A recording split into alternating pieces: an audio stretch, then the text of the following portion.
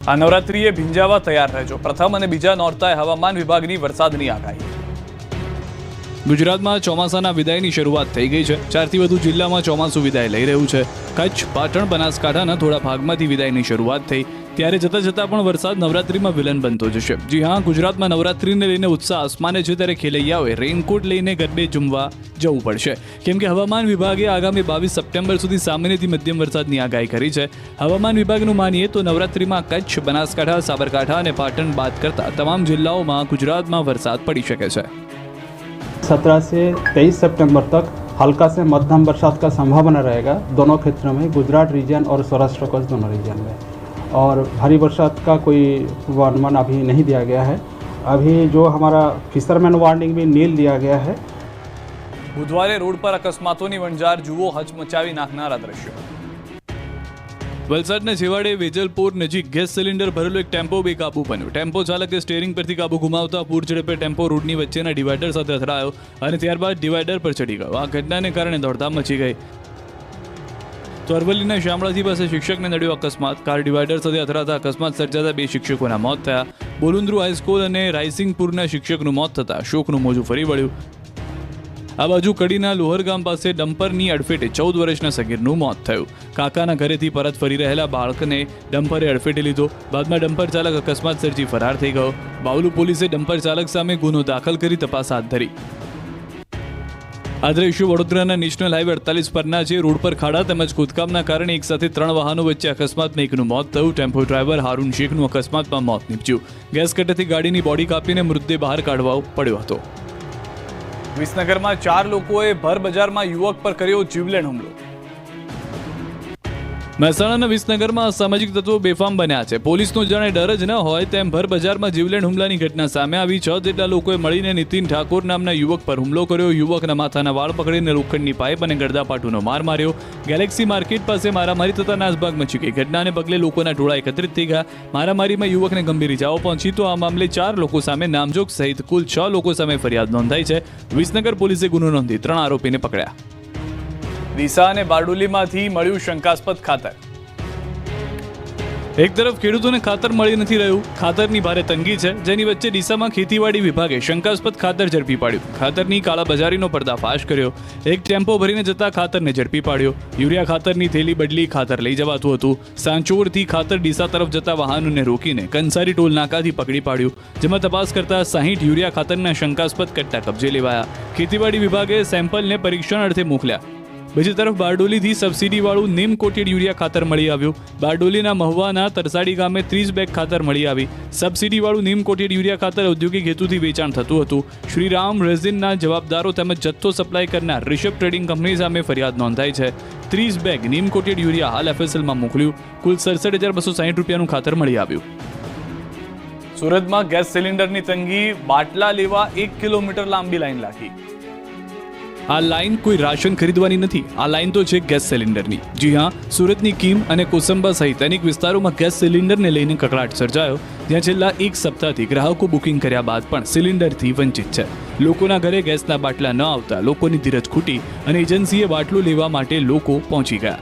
એટલા બધા લોકો એજન્સીએ પહોંચ્યા કે એજન્સી બહાર 1 કિલોમીટર લાંબી લાઈન લાગી ગઈ. કલાકો સુધી લાઈનમાં ઊભા રહેવા મજબૂર બન્યા. લોકો દૂર દૂરથી ભાડું ખર્ચીને આવે છે, પરંતુ ખાલી હાથ પરત ફરવું પડે છે. ગેસના બાટલા વગર લોકો ઘરે રસોઈ બનાવી શકતા નથી. ગરીબ લોકોને ખાધા પીધા વગર કામે જવું પડી રહ્યું છે. ત્યારે એજન્સી સંચાલકોનું કહેવું છે કે પુરવઠાની અછત અને ટ્રાન્સપોર્ટની મુશ્કેલીઓના કારણે આવી સ્થિતિ ઊભી થઈ છે. ત્યારે તાત્કાલિક પગલાં લઈને રાહત મળે તેવી લોકો માંગ કરી રહ્યા છે. ડીસામાં રોડને લઈને લોકોનું હલ્લાબોલ. રોડ નહીં તો વોટ નહીંના લગાવ્યા નારા. રોડ નહીં તો વોટ નહીંના નારા સાથે સોસાયટીના રહીશોએ પાલિકા સામે બાયો ચડાવી. વિરોધ પ્રદર્શનના દ્રશ્યો ડીસા શહેરના છે. અહીંની તિરુપતિ પરિસર સોસાયટી આસપાસના વિસ્તારના રોડ અત્યંત બિસ્માર હાલતમાં છે. એપીએમસી માર્કેટની પાછળ નર્મદાની પાઇપલાઇન નાખ્યા બાદ કાચો રોડ તૂટી જતા સોસાયટીના રહીશો મુશ્કેલીમાં મુકાયા. તો રોડ પર ઉભરાતા ગટરના ગંદા પાણી અને તૂટેલા રોડ રસ્તાઓને લઈને સ્થાનિકો ત્રાહિમામ પોકારી ઉઠ્યા. સ્કાય ઇન્ટરનેશનલ શાળામાં અભ્યાસ કરતા વિદ્યાર્થીઓ પણ મુશ્કેલીમાં મુકાયા. આ અંગે અનેક રજૂઆત કરવા છતાં પ્રશ્નનો નિકાલ નહીં થતા ડીસા તિરુપતિ પરિસર સોસાયટીમાં રહીશોએ પાલિકા હાય હાયના નારા લગાવી કરાયું વિરોધ પ્રદર્શન. સોસાયટીના રહીશો પાલિકા કચેરી ખાતે રજૂઆત કરી તો ચીફ ઓફિસર સહિત પ્રમુખ ઉપપ્રમુખ ગેરહાજર જોવા મળતા રહીશોમાં ભારે આક્રોશ છવાયો. રોડ પર ખાડારાજ ચવાતા કોંગ્રેસે રૂડા ઓફિસે રામધૂન બોલાવી.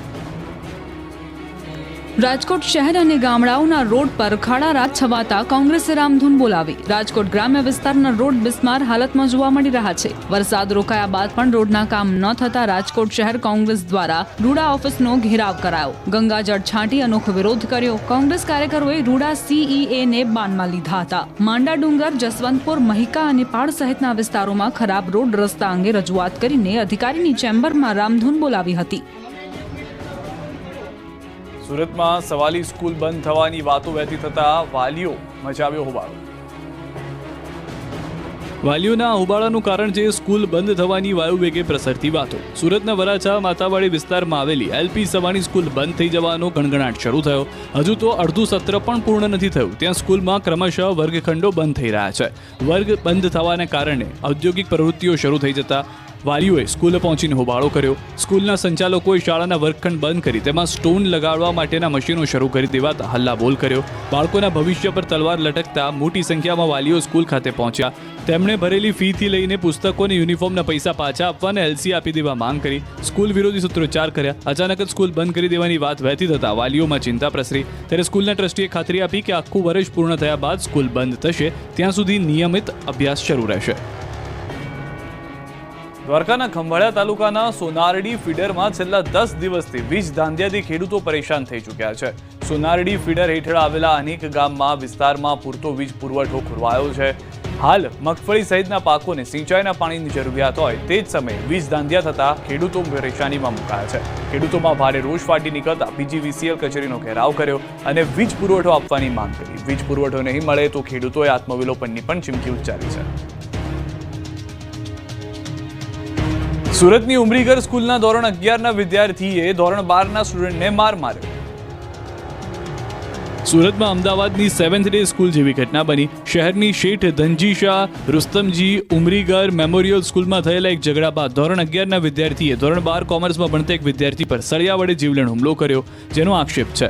આ ઘટના સ્કૂલમાં થયેલા એક સામાન્ય ઝઘડાને કારણે બની. માતા પિતા ઇજાગ્રસ્ત વિદ્યાર્થીને CT સ્કેન રિપોર્ટ અને સળિયો લઈને સ્કૂલે પહોંચ્યા. હિંસક કૃત્ય કરનાર વિદ્યાર્થીઓ સામે કડક પગલાં ભરવામાં આવે તેવી માંગ કરી. ઘટનાના 16 કલાક બાદ સ્કૂલે આ મામલે તપાસ શરૂ કરી. બંને વિદ્યાર્થીના વાલીઓને સ્કૂલે બોલાવવામાં આવ્યા છે. सूरत में पार्किंग कर्मचारी की दादागिरी पुलिस ने शान ठिकाने लावी. इतनी जगह तो है ना, कैसे ना बोल रहा है तू?